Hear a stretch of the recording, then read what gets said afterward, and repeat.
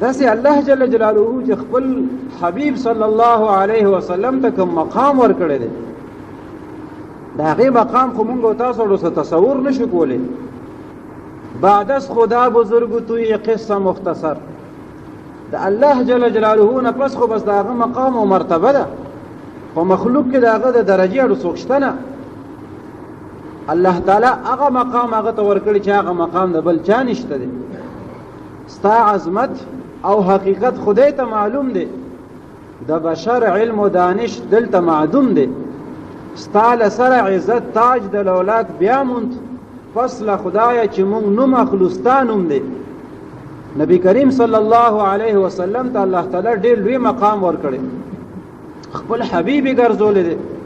نو د هغه مبارک زمونږ دی مجالسو ته او دی محافلو ته ضرورت نشته دی، خو زمونږ ورته ضرورت دی. مونږ د هغه د شفاعت امیدواران یو، مونږ د الله تعالی د کرم امیدواران یو، مونږ د خدای نه بخښنه غواړو، د مغفرت طلبګاران یو، د نبی کریم صلی الله علیه وسلم شفاعت د الله تعالی نه غواړو. نو مونږ هم داسې اعمال کوو چې په هغې باندې مونږ نه الله تعالی رضا شي.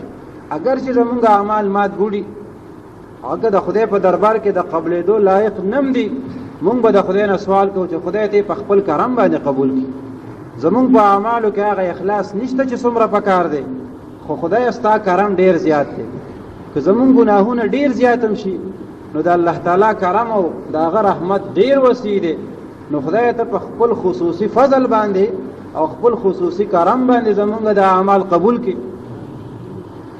نو نبی کریم صلی الله علیه وسلم مبارک ته الله تعالی د دې معلومات ورکوي، هغه مبارک د خپل امتیانو د اعمالو نه خبرېږي. خدای خبرې